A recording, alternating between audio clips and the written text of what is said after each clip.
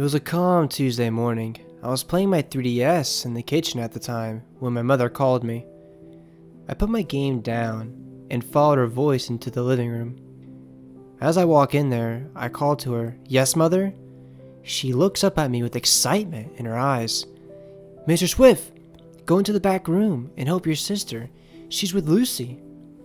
Lucy was our female dog who was about to have puppies. My stepdad enters the living room as well. He looks at me and says, "Mr. Swift, go help that bitch." As he says this, he smiles, and I look up at him with a puzzled look. I asked him, "Why did you call Lucy that B word?" He looks at me again and says, "B word? Do you mean bitch?" James responded back, "Yeah, that word," I said. "I thought we couldn't say that word." "You can't say that word. I can." "Well, why'd you call her that B word?" I said. "'Cause that's what she is, a bitch," James said with a smile on his face. "James," I said. He looks at me and says, "A bitch, son, is a female dog. That's what it means. Not all cuss words, son, are used negatively. Before they were used negatively, son, they used to be used because they actually had different meanings. Just like the word damn. That's for a beaver's dam, son. But now people use it differently. So, can I say the word?" I asked him. "Yes, boy. As long as you don't use the word around your mother and you're using it wisely and not with ill intent," James said. "That's awesome," I said back. After my interaction with my parents, my mother reminded me to go back into the back room and help my sister. I left the living room and headed into the back room, which was really just a spare room in the house, with an extended part where our laundry machines were. I opened the door and saw my older sister. We will call her Emily for this story. "Whoa, how is the bitch doing?" I said this with a tiny smile on my face. My sister looks at me with a surprised and shocked expression. "Whoa, who do you think you are?" Emily says with a serious tone. "What's wrong, Em? I was just wondering how the bitch was doing. No need to act like one." As soon as I say this, James slapped me right across the head. I didn't even know he was right behind me. "Ow! What was that for?" I said while holding my head in pain. "I said wisely, son." "What? You are so rude and disrespectful to your sister," James said. As I hold my head still in pain, I look at James and gesture to Lucy laying down with her newborn puppy, saying, "I did use it wisely. I was talking about Lucy. You said she was a bitch." James then corrects me, saying, "You are right, but you also called your sister one as well." I then look at him, then at my sister, saying, "No, I said she was acting like one." Emily intervenes, saying, "What's the difference?" "You tell me, stupid," I said with anger. James then slaps me again. Okay, I get it. "Emily, I'm sorry." Emily looks at me and says, "I'll accept your apology if you watch over the puppies real quick. I have to use the restroom." James looked at me, and I looked at him, and then back at my sister, saying, "Okay, I'll watch them for you real quick." My sister smiles, gets up off the floor, pats me on the head. Don't touch me." She smiles again and then heads out the room. James looks at me and says, "Just so you know, your mother wants to keep one of them." I was already in physical pain. Now I was in future mental pain after what he just said. "What? Why?" I said with a mixture of confusion and animosity. "Because that's what your mother wants, boy," James said aggressively. I looked down at the puppies and asked, "Okay, so which one is it?" James pointed at the gray and black mixed puppy. It was the only one with that coat pattern, different from the rest. James then gives me a look and says, "Make sure you watch them carefully, and that mouth of yours, boy." He then walks out the room and shuts the door behind him.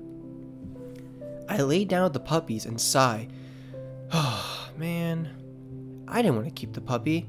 We already had 2 dogs and a cat, so another dog in my eyes seems stupid. Though I know my mom wants to keep one, I just didn't like the idea because now this meant that me and my siblings would be taking care of the puppy, not my mom. She likes having dogs, but doesn't like the responsibilities that comes with taking care of one. I looked at the puppies and hear a faint puppy squeak.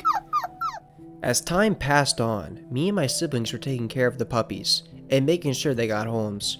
Once they were old enough, we started giving them away to friends and coworkers, eventually only having Teddy left. Teddy was very sweet and a timid dog. He was also a big puppy for his age, only a month or two old. His paws were massive, and he was very playful. One day, James came into the living room to tell me something while I was watching a movie with Teddy in my lap. Teddy's getting pretty big, huh, boy? James said. Yeah, he is getting big for his puppy kennel, I replied back, while holding Teddy in my lap as he sleeps. Okay, then it's decided. Teddy will go outside with Lucy and Boomer in the dog fence, James said as he then walks out the living room. I looked at Teddy and was thinking to myself, Teddy's still very young and just a puppy. I wonder if she'll be okay with the other big dogs. I guess it was okay though, as long as we kept an eye on them. Once I finished my movie, Teddy had woken up looking at me with his big eyes. He looked very cute and I spoke to him saying, "It's time to go outside." I went out to the backyard and went to the dog fence. It was an open area with a big doghouse inside. James had built it. Lucy and Boomer looked up at me and jumped on the fence with their two hind legs on the ground. They have already seen Teddy, of course. Lucy was the mom and Boomer was like the uncle. I placed Teddy in the cage as he then got licked and sniffed by the other two dogs. I watched them for a bit and then headed back inside. A couple days have passed and it was finally the day that I was leaving for PA to see my family. I had been told my cousin would be watching the dogs while me and my siblings left for a couple of weeks. I remember telling him to double check on the dogs. It is supposed to rain a lot. My cousin reassures me that I will have nothing to worry about, and he will take care of them. I thanked him and then left my family. Skipping my family trip, I had a great time. That's what matters. On our way back down, it was just me and my siblings coming first. My parents and my younger little sister wanted to stay a little bit longer.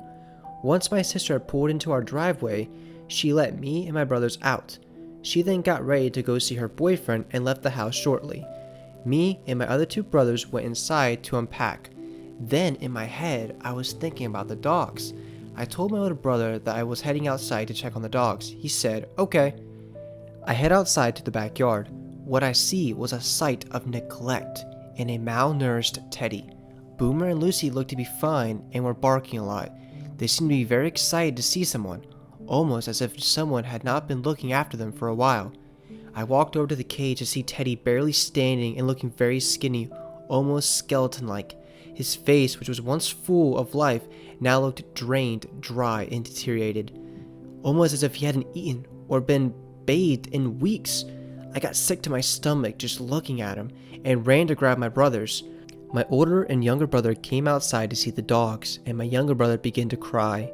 My older brother said we should take Teddy inside, clean him, and try to get him some food. Teddy was covered in mud, and his fur coat had definitely seen better days.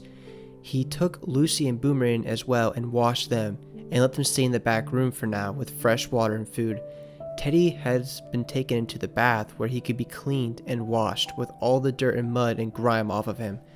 He looked very tired and weak, and my brother told me to try and get him to eat.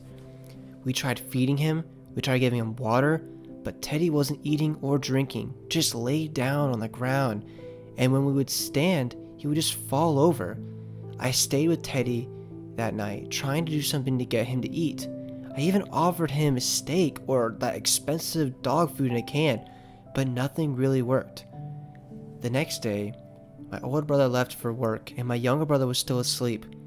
I was in the living room with Teddy and saw that he was about to throw up. I can't believe it. He's about to puke? I quickly ran out of the house carrying Teddy and made it outside, but once I did, he didn't puke, but just gagged. I sat under a tree in the backyard. Lucy and Boomer came out of the big doghouse and watched me from the fence. I placed Teddy in front of me on the ground and watched him. He breathed very slowly and gave out weak whimpers. I began to cry a little bit and gave Teddy pats on his head and stomach. He turned his head to look at me. His eyes squinted, and he began to stand up. I thought he may have been feeling better. I placed a bowl of food and water next to him to see if he'd eat or drink. He looked at it, and then back at me. He dropped his head and crawled into my lap and laid down with his head resting in my hand. From before and now, he used to be full and well fed to now skinny and malnourished puppy. I couldn't hold back my tears anymore. I caressed Teddy's head and tried talking to him. The other dogs, Lucy and Boomer, were not barking or being energetic like normal. This time they laid down and had droopy ears. They gave out small whimpers and looked at Teddy. "Come on, Teddy. It's okay." I knew his time was ticking. "It's not fair," I cried. I placed my head on Teddy's and asked him to please eat. I pulled back my head and looked into Teddy's eyes. They looked so hollow and sad. Teddy's eyes began to run as it looked like a tear had came out. Teddy yelps. I'm looking at Teddy as he gags again. He lets out a couple more breaths, but with his last one, it felt like he was letting go. His body wasn't stiff anymore, and his tongue began to come out. He drops his head in my hand, and his heart stops. I was only a kid, but I couldn't imagine what losing a pet really felt like, especially in your arms. I closed Teddy's eyes and looked back at Lucy and Boomer. They stared at me and back at Teddy and whined. I placed Teddy down on the ground and prayed for him. I felt like I failed Teddy and myself.